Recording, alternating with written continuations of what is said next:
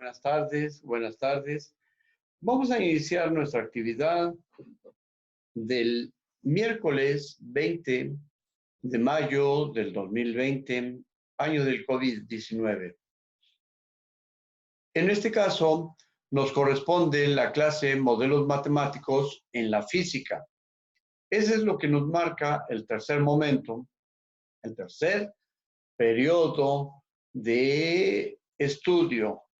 Modelos matemáticos en la física. El objetivo general, ya lo hemos comentado anteriormente, es interpretar, entender lo que sucede a nuestro alrededor. ¿Qué es lo que sucede a nuestro alrededor?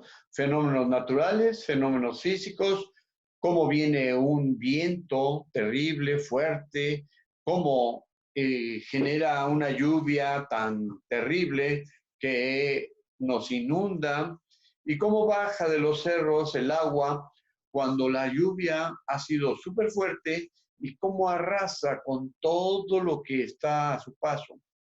Esa sería una forma de interpretar un fenómeno físico a nuestro alrededor. Estamos en el periodo de lluvias y ese periodo de lluvias también está acompañado de tormentas tropicales y huracanes.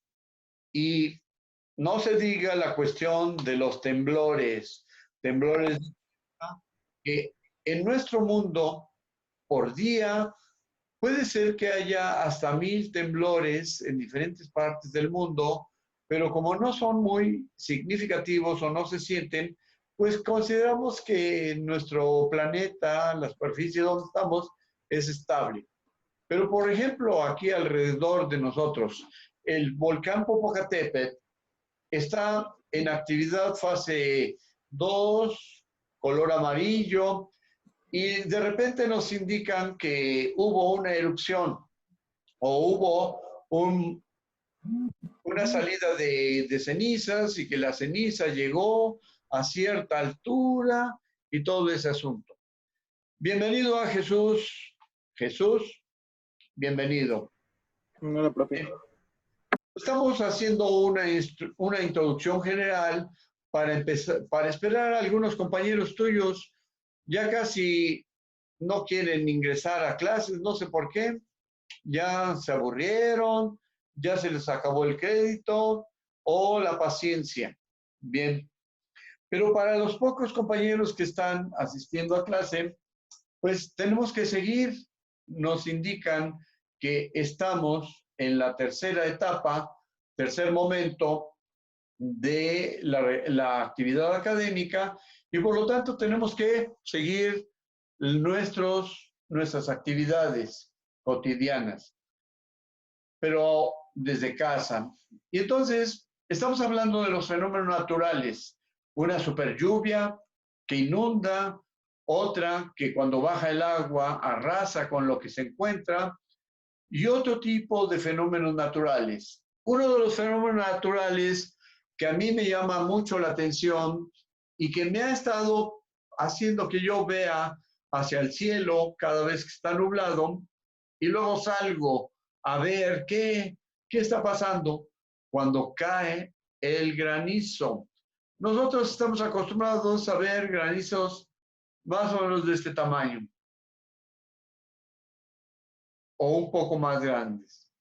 Pero hay lugares donde los granizos llegan a ser un poquito más o en algunos lugares dicen que casi del tamaño de un limón o una pelota de ping pong. Sale y entonces esa pelota de ping pong, imagínense la masa de hielo que trae y luego desde dónde va cayendo y luego a qué velocidad cae cuando ya allá arriba, quién sabe por qué, pues hay hielo. ¿Con qué está soportado toda esa cantidad de hielo que nos llueve cuando hay un granizo? ¿Qué es lo que lo soporta? Esa es una pregunta muy interesante, pero en la antigüedad no sabían de este tipo de razonamiento y entonces caía una granizada que destruía un pueblo o que destruía las cosechas, y todos se lo atribuían a un Dios enojado, y ese Dios enojado pues necesitaba ser recompensado para que se le quitara el enojo. Y en algunas culturas lo que utilizaban para contentar al Dios era sacrificio humano. Bien, pero gracias a que el conocimiento ha avanzado y gracias a que el conocimiento científico se va imponiendo poco a poco sobre el conocimiento religioso, pues ahora ya no salimos a la calle y le prendemos una veladora al Dios de la lluvia o le danzamos o le ofrecemos un sacrificio. Ya no, nos resguardamos en casa y esperamos que nuestra propiedad no sea dañada. Bien, ahora, hablando de los granizos, ¿qué es lo que soporta toda esa capa de hielo? ¿Qué es lo que soporta? ¿Tú qué opinas, Jesús? ¿Qué es lo que hace que se cargue una nube que está formada por granizo allá arriba? Pues yo siento que bueno, que sería por el choque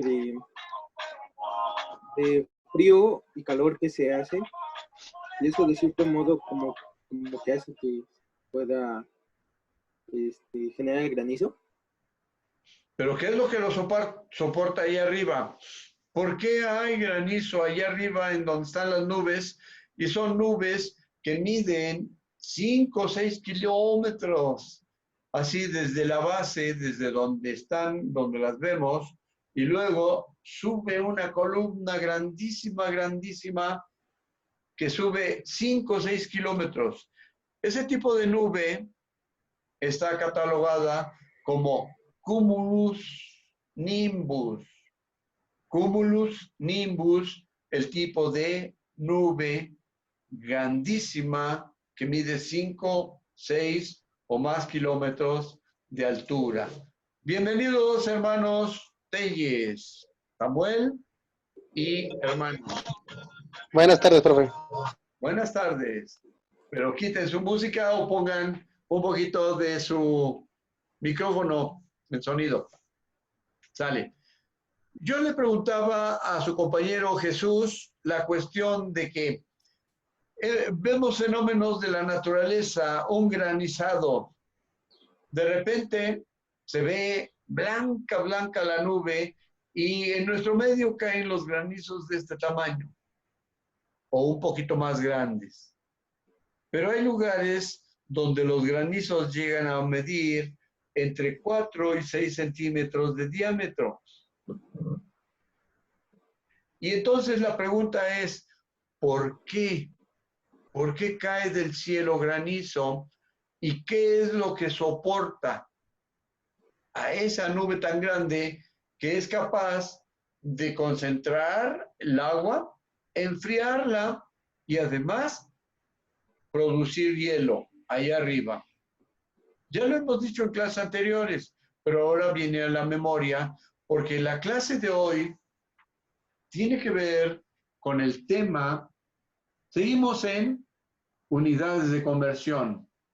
¿Sale? Vamos a ver cómo se aplica.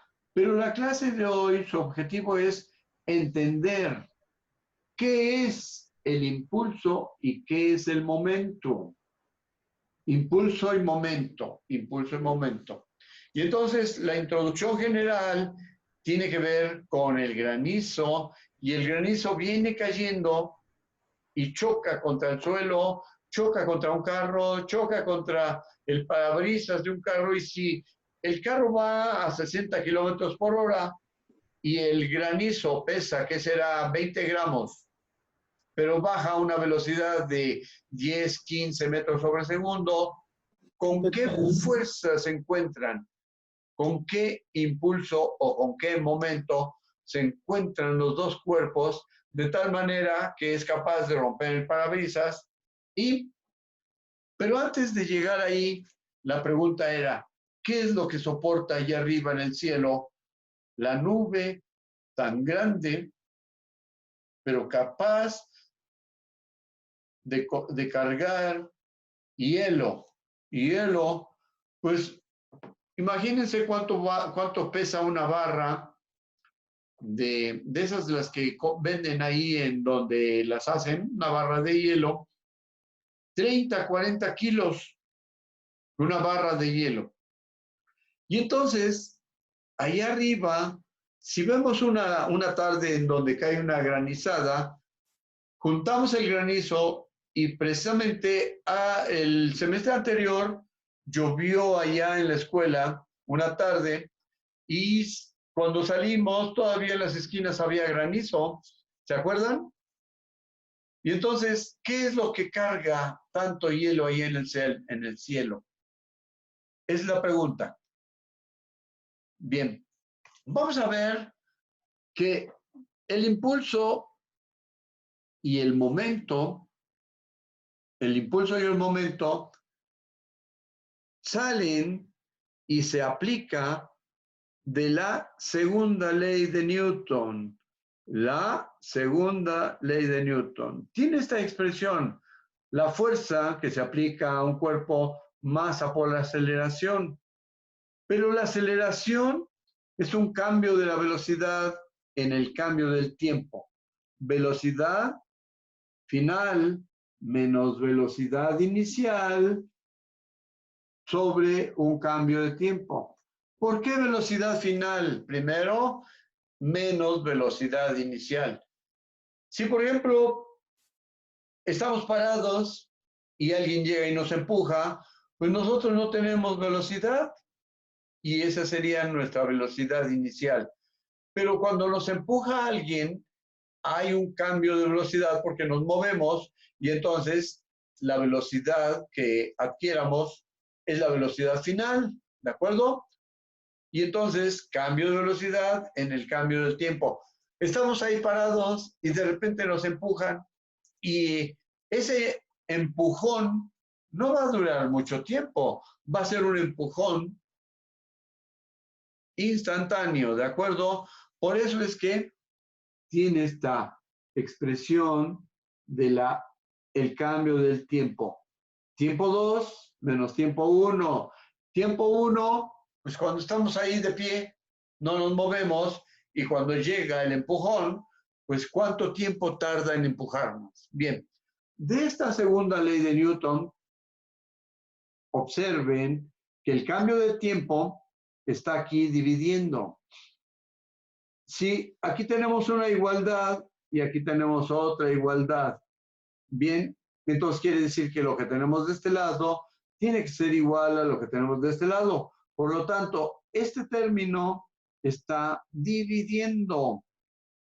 Este lo pasamos hasta acá y pasa multiplicando. Por lo tanto, en los extremos, observen, tendremos este término aquí que va a multiplicar a la fuerza y este término que está aquí va a multiplicar a la velocidad 2 menos velocidad 1 o a la velocidad final menos la velocidad inicial.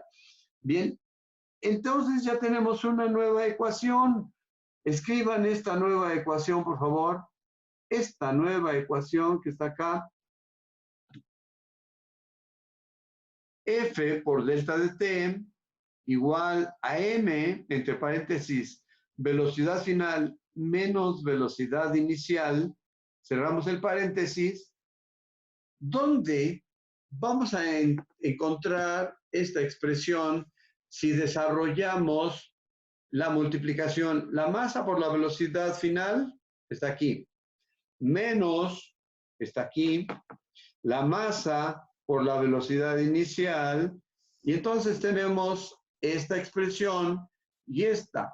A esta le vamos a llamar cambio del momento. Esta va a ser cambio del momento. Y esta expresión va a ser el impulso. Y entonces, observen, F por delta de t se conoce como impulso. F por delta de t se va a conocer como impulso y m por la velocidad final menos m por la velocidad inicial va a ser el cambio de momentum o de momento, ¿sale? Pero como tenemos una expresión que tiene en medio una igualdad, decimos que en un momento determinado, el momento o el cambio de momento va a ser igual al impulso. Cambio de momento igual al impulso. Y es lo que tenemos en esta expresión de acá. Cambio de momento va a ser el impulso. ¿De acuerdo? Bien. Entonces, ya identificamos lo que resulta de esto. El impulso va a ser la multiplicación de la fuerza por el tiempo.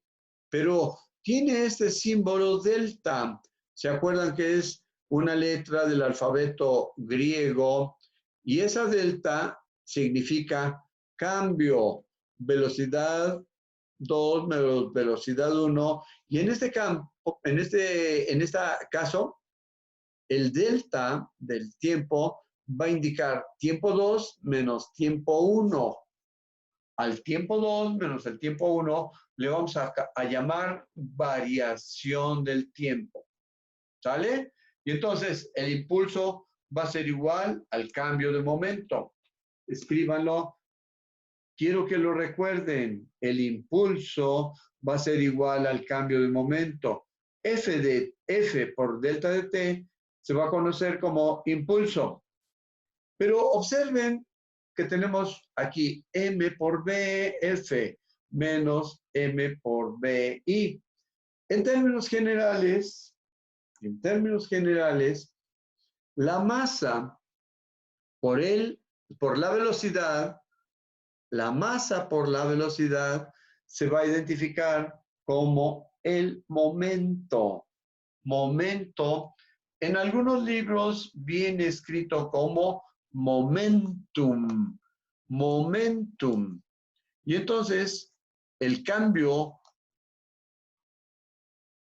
de posición por la masa, por el tiempo, va a ser el momento. ¿De acuerdo? Porque la velocidad tiene sus componentes, distancia sobre tiempo. Y la masa puede ser en kilogramos o en libras.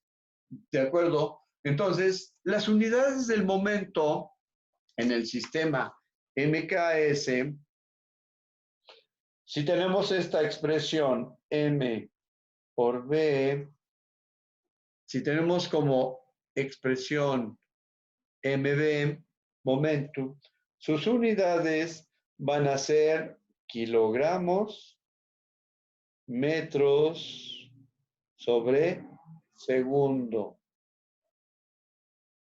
Kilogramos, metros sobre segundo, las del momento.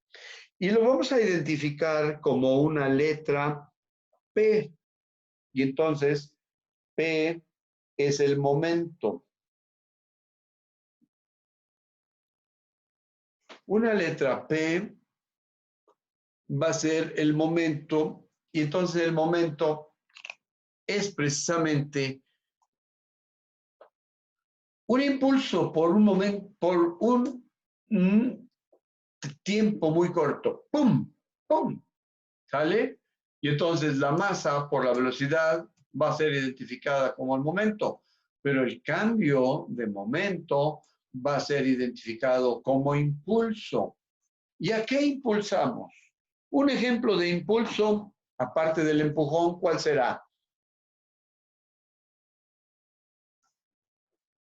Samuel o Jesús. Otro ejemplo de impulso.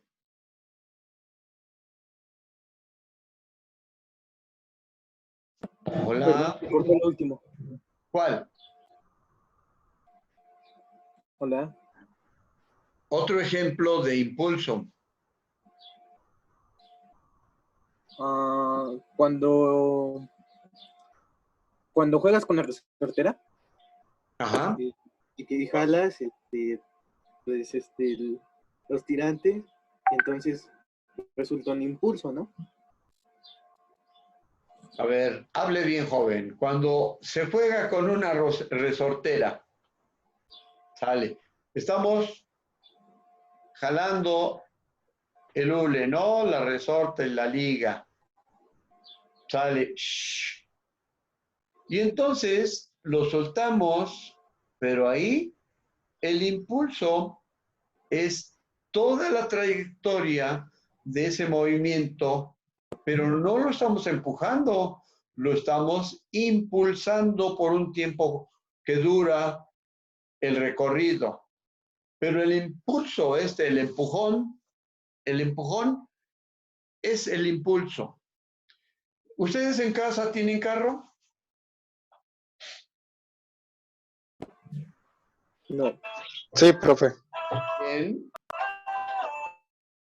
Cuando, por ejemplo, metemos la llave y le damos, abrimos el switch, se oye como el motor empieza a funcionar. Pero ¿qué es lo que lo hace funcionar al motor de un carro cuando accionamos la llave? Una chispa, ¿no era? Una chispa. ¿Dónde está la chispa? En el motor. En el motor, en la bujía del motor. Pero al mismo tiempo hay otra cosa que llamamos marcha. La marcha es una especie de motor eléctrico que va a hacer que se mueva un engrane grande o mediano. Y ese engrane va a ser el que mueva el cigüeñal. Y entonces, cuando se mueve el cigüeñal, en ese momento hay un chispazo. ¿De acuerdo? Y entonces, si no hubiera ese motorcito en ese engrane, entonces sería un poco difícil de mover el motor. ¿Se acuerdan cómo mueven las avionetas? ¡Pum! Mueven la hélice en las películas viejitas. ¡Pum! O en el tiempo antiguo lo que utilizaban era una especie como de explosión y movía el engrane o la hélice.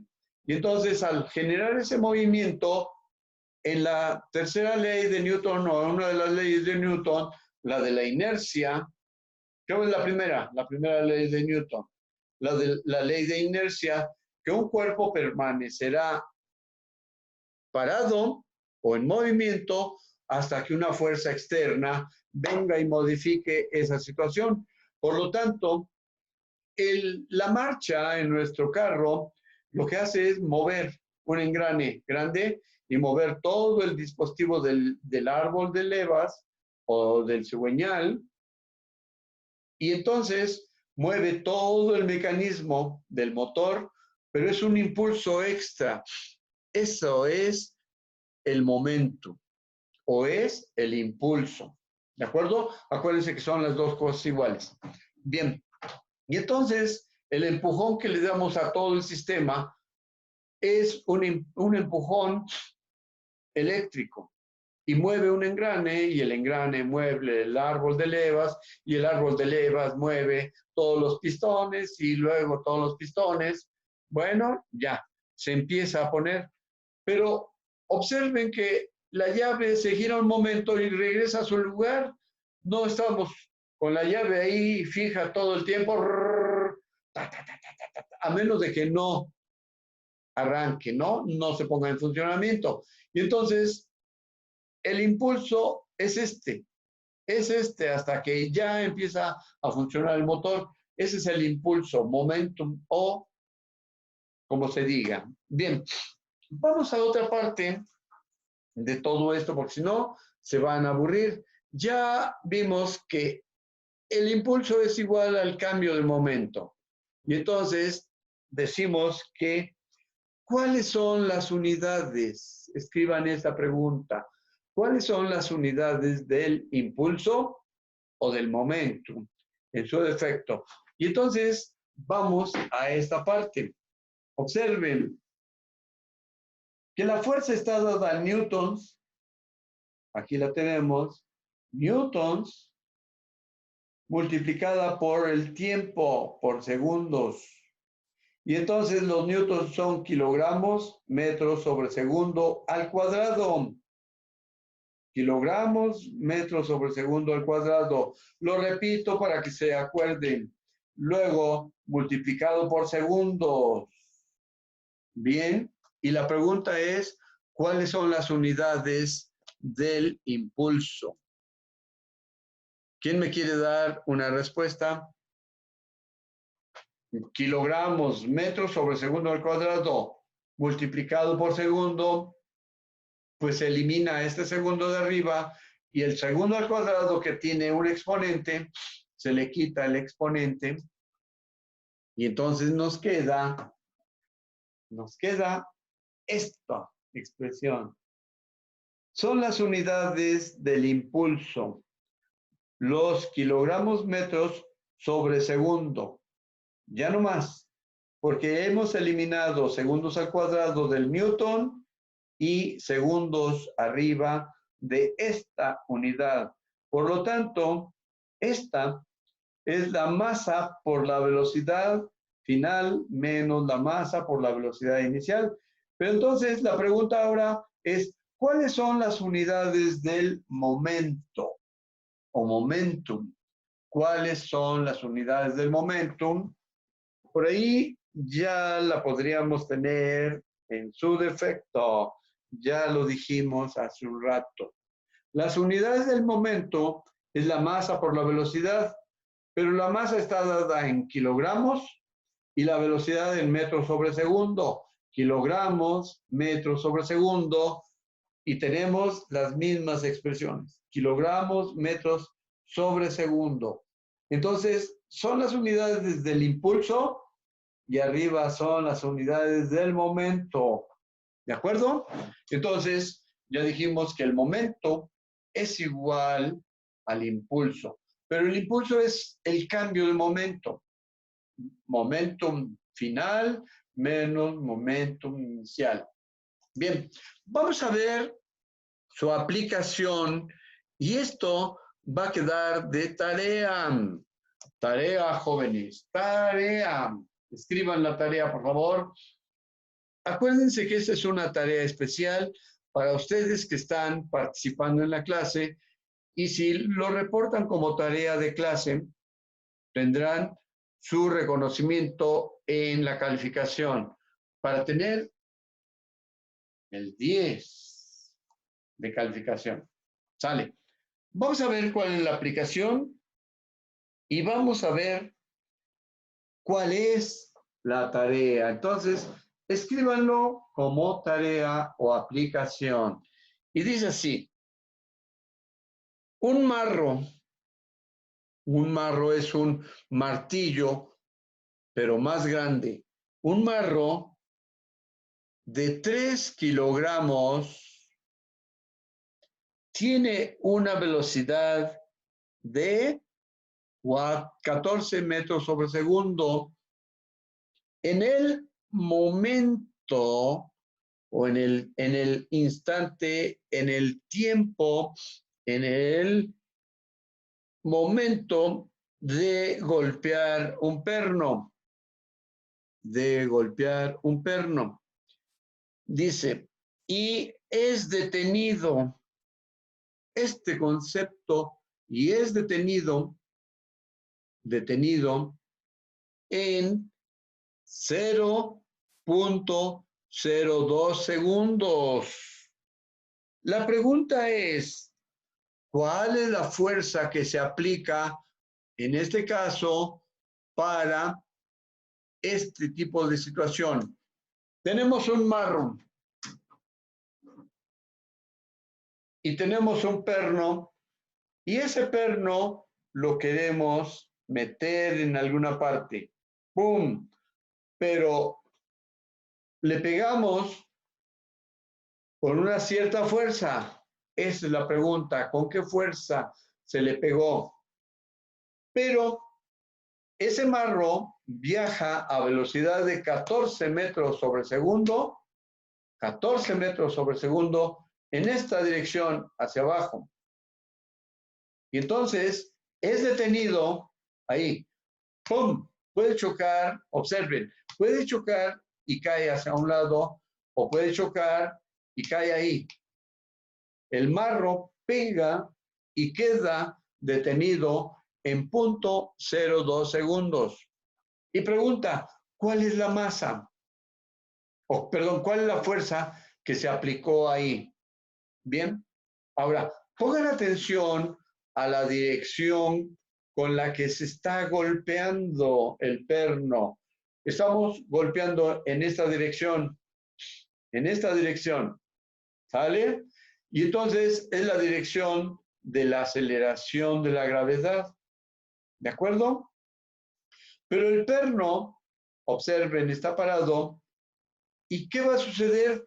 Pues que pega y ejerce una fuerza o una velocidad o se opone en una dirección. Viene y entonces, para que este perno pueda meterse en el lugar donde va a estar, le pegan, pum, pum, pum, pum, pum, pum, hasta que lo incrustan.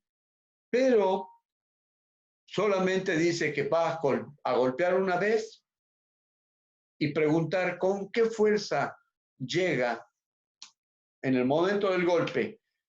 Velocidad inicial, 14 metros sobre segundo. Velocidad inicial, porque es el que está llegando.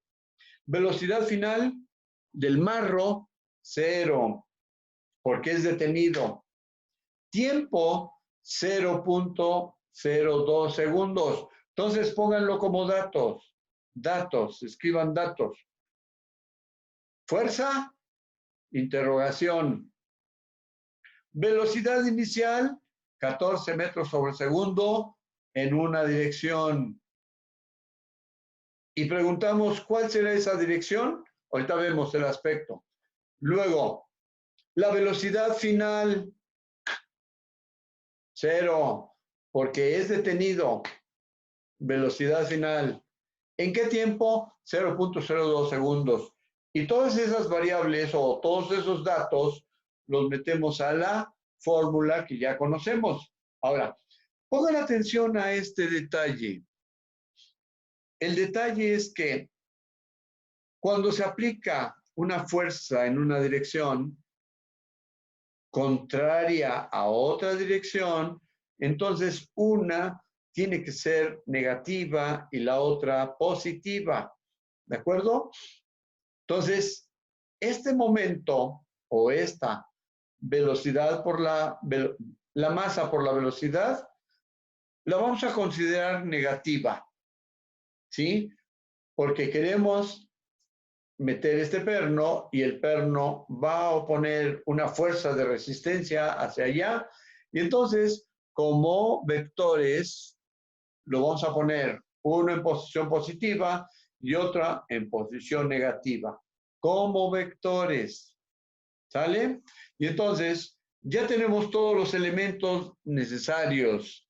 Y esa va a ser la tarea que tenemos pendiente. ¿Sale? Les voy a ayudar un poquito para la tarea. Vamos a sustituir los datos. Acuérdense, velocidad final, 0. ¿Por qué? Porque quedó detenido el marro. Velocidad inicial, 14 metros sobre segundo.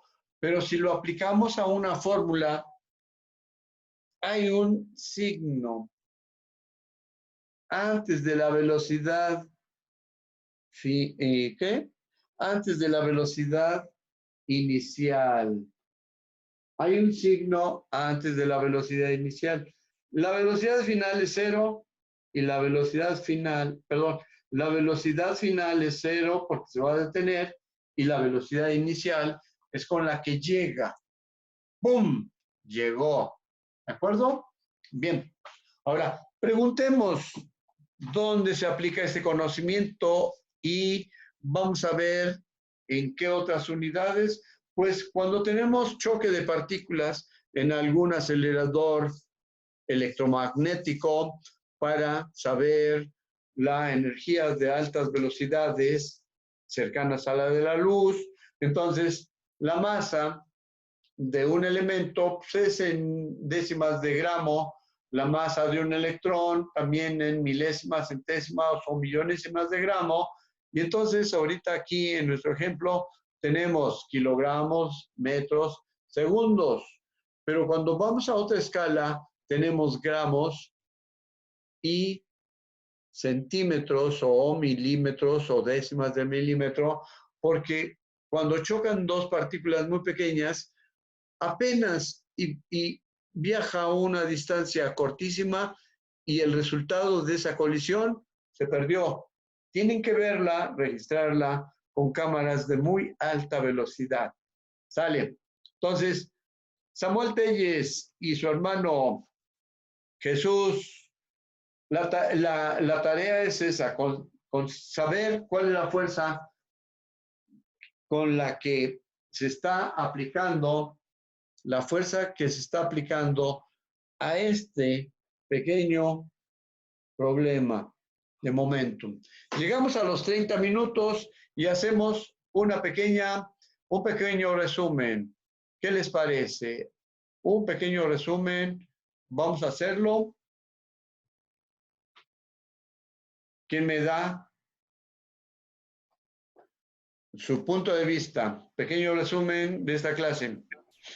Bueno, hoy vimos lo que era, bueno, tomando en cuenta lo de la conversión, lo que era el impulso y cómo se va a aplicar en la vida diaria, o donde lo podemos ver, en qué fenómenos, como lo dijo cuando somos un auto, o chocar de las partículas. Bien, me faltó otra cosa de decir, que esto se aplica en las pruebas de crash o de cuando chocan un carro en la industria automotriz y ven cuál es el resultado. El carro puede chocar de frente, puede chocar a la mitad o puede chocar en un costado, y entonces tienen calculado el peso, la velocidad y van a medir la deformación, y esto se aplica ahí en la industria automotriz en la prueba de crash. Cómo un carro recibe un golpe y se deforma, y entonces la estructura donde se soporta el motor y otro se deforma, absorbe el golpe, y si es una fuerza o una velocidad muy alta, el motor se va hacia abajo del carro. Ya el motor ya no choca contra los pasajeros. Bien, es una aplicación muy interesante y con esto terminamos nuestra clase. Si reportan su tarea como especial del día 20, entonces ustedes quedarán clasificados para la mejor calificación. ¿De acuerdo? Gracias, hermanos Telles. Gracias, Jesús. Inviten a sus compañeros, porque cada día hay menos. ¿Alguna duda? Ay, profe. ¿Alguna duda de la clase? No, ninguna. Bien. La clase es adecuada para el ritmo y lo que queda de conocimiento para ustedes. Sí. Muy bien. Entonces, nos estamos viendo. Gracias por su atención y su asistencia. Gracias. Bye.